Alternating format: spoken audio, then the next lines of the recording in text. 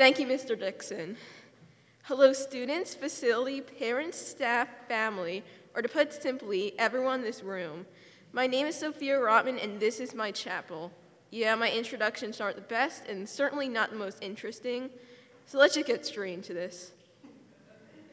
Today, we'll be discussing a dream that just about everyone has had at one point or another. Perfection.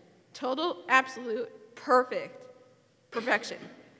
The maximum of any human's potential, the star that is shining the brightest, the one every child looks up to, the one, okay, get the point. Moving on, let's imagine what would happen to you if this impossible feat ever came true. You'd be watching the best TV series ever created, by yourself, of course, in your huge mansion on the moon or something. You'd switch the channel with your remote made out of pure gold. Another news report on how you united all the nations of the world, ending all future wars and conflicts with your sheer awesomeness. You're the leader of the United Countries of Earth, or rather, the United Countries of insert your name here. But are you really surprised? Every single person voted, and every single vote was for you. A religious movement has even started, and you're the one being worshipped. How boring. Recreation wouldn't be enjoyment at all, for you'd be the best at anything you were to try. Improving will be a thing of the past, a fading memory of better times. No matter what you say, see, or do, you always feel like you're missing something. Are you even human? I know it seems a bit extreme, but that's probably what would happen if a perfect human emerged. Of course, at least a few people will be jealous of your glory, but those envious traitors are no match for you. Everyone else, they'd do anything to be you, to meet your new standards for humanity, and this would only make your current obsession with perfection worse. The definition of perfect is having all the required or desirable elements, qualities, or characteristics, as good as it is possible to be. And unlike many other words, this definition stays the same no matter what biases somebody may have, but it has a different fatal flaw. No one can actually agree on what is perfect, even though nothing really is. Everyone has their own thoughts on what the requirements to being perfect in something are, so how can it be perfect if it's just an opinion? Also, the word itself is extremely overused, especially in this chapel. I don't get why there's so much pressure to become something that's impossible for anything to be. I guess people are just, it's hard to explain, even though I feel the same exact way sometimes. Just because I wrote this chapel doesn't mean I'm completely free from the fear of not achieving that so-called perfection. As I was writing this very speech, I got comments from my teachers on it, and even though they weren't bad at all, I still worried that wasn't good enough and that someday I regret every word typed on this Google Doc. I used to get 100 on every single math test in elementary school. Yes, I call it elementary school, not lower school, and we did have grades. It's a little thing called public school.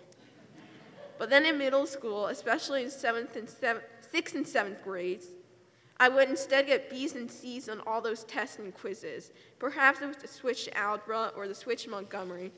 Perhaps it was the lack of motivation and the act of being lazy, which is another problem of mine. Or was it me? Was I ever actually good at math, or was I just average? I'm never worried when taking a test. It's when they're being handed back that I'm terrified. It's too late for me to stop my hand from flipping over the paper. A 92. So it's fine all along. Those red marks might as well be scars, though. There's no erasing them, no changing the past, no way to ignore even the slightest regret of a wrong problem. I could have done better. I cannot tell you how many times I've seen my classmates upset about getting an A- on a test. That's a really good grade, yet they refuse to admit it. It's not just school. So many young girls are looking at those photoshopped models in magazines just to lose their self-confidence and develop eating disorders. Boys, too. Some even die. There are countless examples where you could be perfect at literally everything. Raise your hand if you felt the same way. All of you should have your hand raised. Striving for perfection, or to put it bluntly, losing your humanity, is something every human does, more often than you realize. On Monday, November 20th, I decided to write down every time I worried about not being good enough at literally anything imaginable. The number 10, possibly even more that I forgot to scribble down. Where do these worries even come from? It's not exactly clear, but our society may be the cause. Like everything, our society has its flaws and thus is not perfect. Major flaws, such as putting constant pressure on people of all ages to be perfect, from schoolwork to sports, from beauty to behavior, every single portion of our daily lives is measured and compared to others. As a part of society, we need to work together to improve ourselves and stop putting all this pressure on people. I'm tired of feeling this way. I'm tired of seeing you guys feeling this way. I want to do something to help. I need to. Recently, I began thinking of a solution, and eventually I came up with one. It may be hard at first, but once you make it a habit, it should hopefully really help you. You have to stop comparing yourself to others and stop worrying about other people's expectations for you. And instead, compare yourself to yourself and make your own expectations. Step 1 is simple, yet probably the most important: acceptance. As I was discussing earlier, it is impossible to be perfect. And if it were achievable, would you even want it? So make the choice to let go and start a new path, being the best you can be. But I must warn you, moving on is something that takes time. Don't put more stress on yourself by trying to rush the process. It will come eventually, as long as you're ready to make a change. Before I move on to the second step, let me just clarify something. I'm not saying I don't have to try in life. Even though you can never be perfect at something, you should still try your best to succeed and improve, which I'll discuss more about shortly. Okay, let's continue. Step 2 is to look back. You may think this will just backtrack you, but let me explain. Think about how far you've come. Remember what you were like 10 years ago, 10 months ago, 10 weeks ago, 10 days ago, 10 hours ago, 10 minutes ago? You're constantly improving and learning new things about the world and yourself. Looking back on where you came from will not only help you realize how much you improved so far, but will also inspire you to improve further. Step 3, find something you love or simply have to do, and practice, play, or do it. Have fun and try to improve. It's just as simple as that. Just make sure not to put pressure on yourself to become the best as soon as possible. It doesn't work like that. Exactly 2 weeks ago, on the 21st, I tested out this new technique.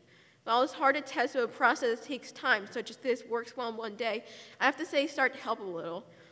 It was difficult to stop myself from those perfection-obsessed thoughts, but that should get easier over time. I suggest you try out this technique for yourself and see if you like it or not. If you don't, that's totally fine. It's not everything works for everyone. We're all different and special in our own ways, but no one is perfect. And just remember, if you were perfect, you wouldn't be here. You wouldn't be in any school, for you would know everything.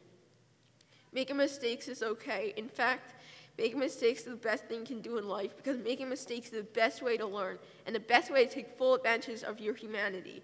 Mistakes are everything. Perfection isn't anything. Thank you.